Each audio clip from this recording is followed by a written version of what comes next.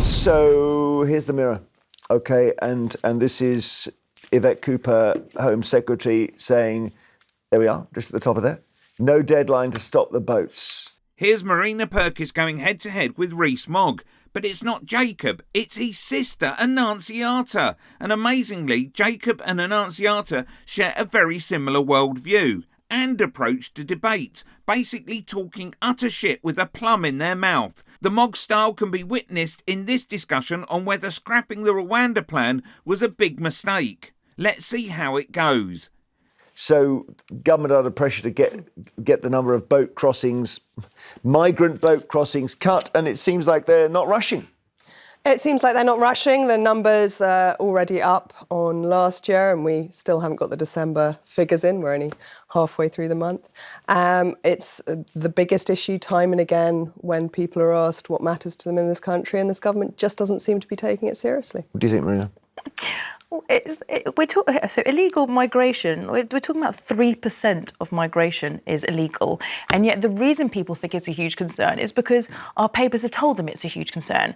As for Labour not listening, again, because Labour doesn't have the press in its back pocket, we don't hear about the fact that actually since Keir Starmer came to power, they have deported 10,000 illegal criminals from overseas. 10,000! Far more than the Conservatives ever managed, and yet you don't hear about it. This is, so far this year, it's been 33,500 people who've come over just on boats. There are illegal immigrants from other sources too. Tell the viewers how many people came over prior to Brexit? More people. How many people came over? Because we didn't count European citizens. How many people so we don't actually know. Your point being that fewer came prior to Brexit.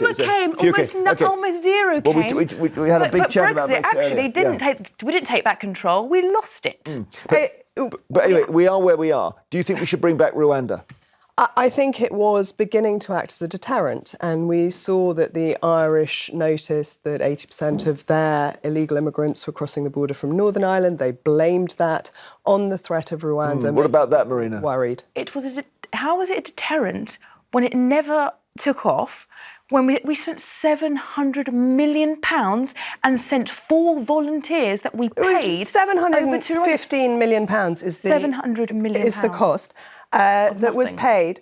That was scrapped, wasted by Keir Starmer as he came in. You think that was going to be a deterrent? 6% what we spend on keeping people in hotels in this country. I agree, because our asylum system we is don't have broken. any deterrent for them coming. But what do you think? What would you do, Marina? Do you not think it matters, Marina, this? No, it absolutely matters. But we're focusing on the wrong thing here. We need to sort out our broken asylum system. Why are people in hotels, Annunziata? Why?